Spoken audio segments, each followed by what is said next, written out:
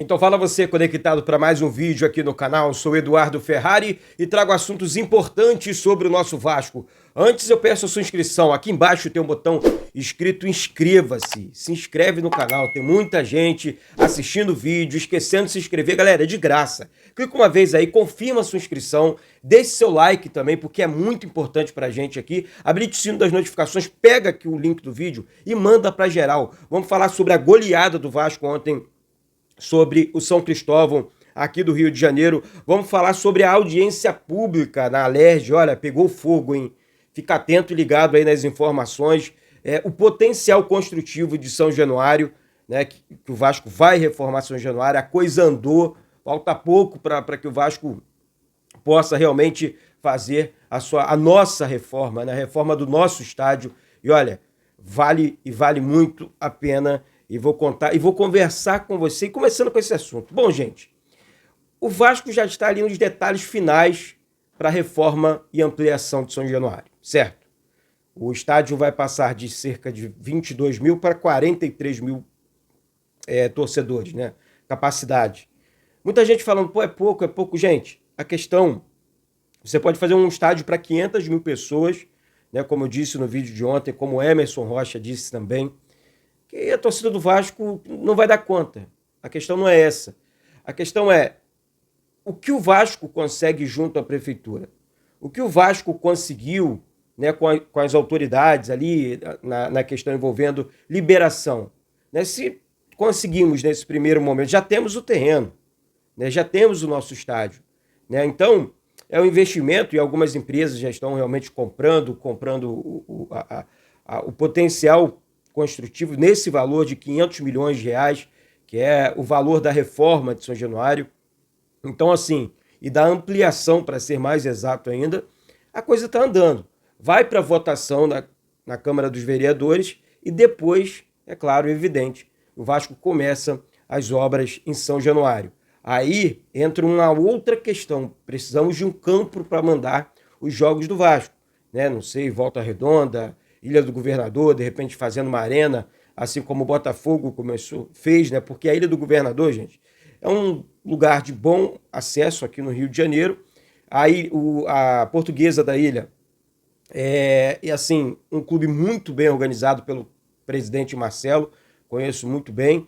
E o campo do estádio da Portuguesa da Ilha, o Luso Brasileiro, é um campo muito bom. Ou seja, daria para o Vasco construir uma arena ali, tem um espaço muito grande, além da arquibancada do estádio, e seria legal mandar os jogos ali enquanto o Vasco reforma o seu estádio, o estádio de São Januário, tá certo? Então, vamos ficar atento porque tem novidade nessa semana aí, durante a semana agora, desculpa.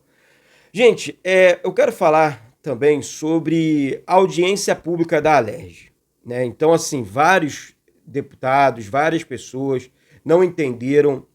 Ontem, por exemplo, o BEP, né, o comandante do BEP, da Polícia Militar, disse que tem sim condições de fazer segurança em São Januário. Tá?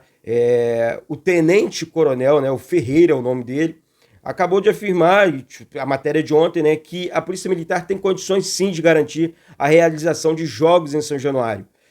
Por parte da Polícia Militar, conforme o laudo de segurança já está emitido, podemos afirmar que a Polícia Militar tem sim condições de fazer a segurança em São Januário. É uma situação que nos deixa desconfortável. Desconfortável por quê? Porque o Ministério Público, mesmo, tipo assim, ó, indiretamente falando, peraí, a Polícia Militar não está tomando conta direito de São Januário, não. Os caras não têm condições de comandar a segurança dentro e fora de São Januário. E aí o comandante do BEP aqui, o Ferreira, disse o tenente, né? Não temos sim condições, e fiquei desconfortável com a decisão do Ministério Público. Aliás, ontem, a galera... Deixa eu pegar aqui a matéria, porque eu achei... Eles convocaram, gente, sabe? Eles convocaram o Flamengo, o Fluminense, o Botafogo, sabe? E integrantes também do Ministério Público para... Tipo assim, ó, o deputado Carlinhos BNH. Convidamos o Botafogo, o Flamengo e o Fluminense para estarem presentes na audiência, além de pessoas também do Ministério Público. Isso aqui não afeta só o Vasco, afeta todos os clubes. Convidamos Botafogo, Flamengo e Fluminense para estarem presentes na audiência pública, além de pessoas ou representantes do Ministério Público. Não vieram. Ou seja, por que não foram? Sabe? Então, assim, eu realmente não entendi essa situação. Ele disse ainda que é uma situação abusiva, né, contra São Januário, os moradores da Barreira do Vasco, sabe? Afeta, né, questão social. Gente, o Vasco da Gama está sendo punido nas esferas esportivas, social e econômica. Então, assim, é mais uma briga nossa briga, tá? Então a gente precisa realmente vestir a camisa e briga no bom sentido. E mostrar para a sociedade, mostrar para todo mundo que o Vasco, esse preconceito contra o Vasco, precisa parar de existir. Né? E ontem, deputada Marta Rocha, entre outros, sabe, falaram realmente a Marta Rocha, ó, acompanhamos brigas envolvendo outras torcidas, como na Penha, e não houve nenhuma medida como a que foi imposta ao Vasco. Deputada Marta Rocha. Deputado Alan Lopes, né? Onde eles estavam quando vistoriamos o Maracanã e encontramos uma série de irregularidades. Não vi o Ministério Público interferir nisso. Deputado Douglas Ruas. Se for para aplicar o mesmo entendimento, também não teremos jogos no Maracanã, de jeito maneiro. Então, assim, gente, é realmente uma situação chata, lamentável, vou repetir aqui, lamentável a decisão do Ministério Público do Estado do Rio de Janeiro. Sequer foram ontem à audiência pública na Alerj. Aí você pensa, pô, Eduardo, mas e aí? E aí é que, assim, quem não deve não teme, né? Deveriam ter ido e, ó, minha posição é essa, por isso, vamos chegar a um entendimento. A Polícia Militar esteve presente, o Corpo de Bombeiro e tudo mais, não teve problema para ninguém. Por que tem para o Ministério Público? O que está acontecendo dentro do Ministério Público do Rio de Janeiro? Ninguém entende. Essa é que é a grande realidade. Bom, gente, eu quero falar nesse momento sobre o jogo de ontem do Vasco, né? O Vasco goleou ontem a equipe do São Cristóvão, é claro, foi um jogo treino para os jogadores pegarem ritmo, porque o Vasco, tipo assim, não só o Vasco, né? Todas as equipes do futebol brasileiro, por conta da data FIFA, ficaram sem jogar 2 semanas, né? O Vasco, um deles, né? O Vasco goleou a equipe do São Cristóvão por 5-0, né? Em São Januário, né? A partida foi realizada na parte da tarde ontem. Os gols foram marcados por Sebastião Ferreira, marcou 2, Figueiredo 2 e Alex Teixeira. A atividade foi dividida em 2 tempos de 45 minutos, né? Ah, Eduardo, por que 45? Porque não tem acréscimo, tá? É 45 mais 45 pontos. Né? Parte do grupo, outra parte, aí você vai perguntar para o Verratti não fez gol, porque ele não disputou esse amistoso, essa informação que eu recebi, né? Ele ficou fazendo um trabalho à parte, né? Um trabalho físico, junto com outros jogadores e tudo mais, tá? Eu quero atualizar também para vocês aqui a situação do Marlon Gomes, tá? O Marlon Gomes, a informação que nós recebemos é boa, tá? A questão da fratura no nariz dele e tal, ele deu uma melhorada considerável, vai treinar com máscara, vai jogar com máscara, é uma questão de adaptação, e o Vasco vem treinando forte nessa semana. Então, o Marlon é um jogador de suma importância, principalmente nesse clássico, né? Precisamos ficar atento e ligado para que o Marlon recupere logo e que volte contra a equipe do Fluminense.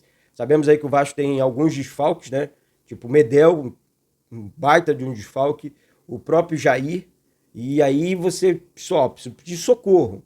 O Marlon machuca, aí já 3 jogadores na mesma posição.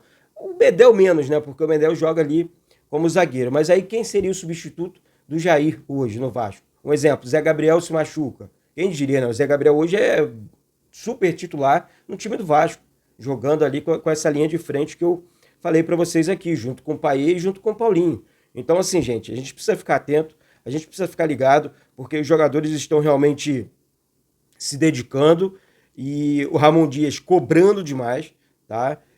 Então, assim, só passando aqui, eu peguei aqui a informação do Marlon agora, que o Vasco colocou à nossa disposição, né? Vasco informa que o edema de Marlon regrediu e o jogador poderá treinar usando máscara, tá? Conforme eu falei para vocês aqui. Ele foi reavaliado ontem e o edema regrediu, né? Então, uma boa notícia pra gente aí, de maneira satisfatória, mas o Marlon terá que usar uma máscara utilização de máscara de proteção facial. Então é isso. Então assim, o Vasco vai firme, vai forte para cima do Fluminense, não espera um jogo fácil, não espera um jogo tranquilo, né? Porque realmente é um clássico. Tem a situação envolvendo o Marcelo também, que enfim, ó, vamos falar do rival. Ó, o Marcelo deve retornar aos gramados contra o Vasco, então reforço no Fluminense. Marcelo é um grande jogador, um jogador experiente. Então a gente precisa ficar atento e ligado, né? O Marcelo cai muito ali pelo lado esquerdo, ou seja, ali é o lado do Robson Bambu e do próprio Maicon, ou seja, então o Vasco vai precisar ficar muito, mas muito atento ali. Eu acho que aí a estratégia do Ramon Dias em não colocar, por exemplo, o Puma, que sai muito, vai dar liberdade pro Marcelo, não, vai precisar de uma marcação mais forte, mais firme. Ah, Eduardo, o Robson Bambudo é o lateral do meu sonho. Gente, não podemos contratar mais ninguém, tá? E outra coisa, o Vasco tá tomando poucos gols, com o Robson Bambu jogando na zaga e fazendo gols, né? Coisa que o Vasco não fazia no Campeonato Brasileiro. Essa que é a grande verdade, né? Então, daqui a pouco eu volto com essas e outras informações do nosso Vasco. Clica aqui embaixo, se inscreve no canal, vamos com tudo, porque isso aqui é Vasco da Gama. Saudações vascaínas.